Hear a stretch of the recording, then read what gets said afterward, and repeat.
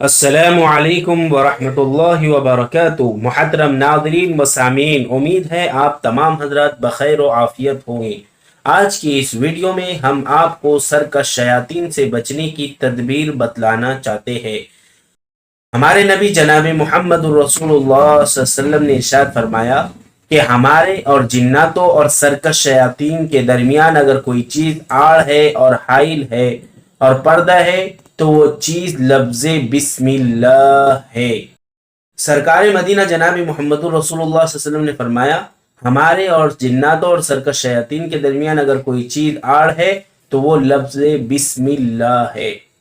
ہمیں یاد رہنا چاہیے کہ جب بھی ہم کوئی چیز کھائے یا استعمال کرے یا کسی جگہ جائے یا کوئی کام اسٹارٹ کرے تو ہمیں چاہیے کہ ہم سب سے پہلے لفظ بسم اللہ کہیں۔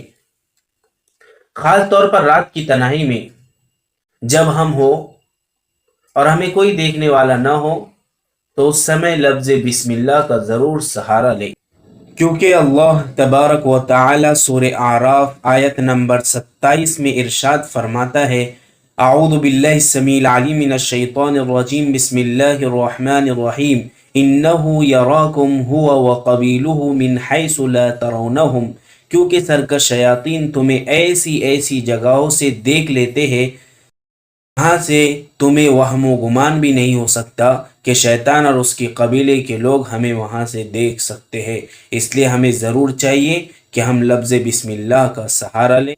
آپ حضرات سے درخواست ہے کہ ہمارے چینل کو سبسکرائب کریں اور اسے آگے شیئر کریں اور ہم سے بنے رہیں تاکہ ہم قرآن حدیث کی روشنی میں عالم جن کے تعلق سے پوری صحیح معلومات آپ کو پیش کرتے رہے۔ اس لیے آپ حضرات سے درخواست ہے ہمارے چینل کو سبسکرائب کرنا نہ بھولیں اور اسے شیئر کرنا نہ بھولیں۔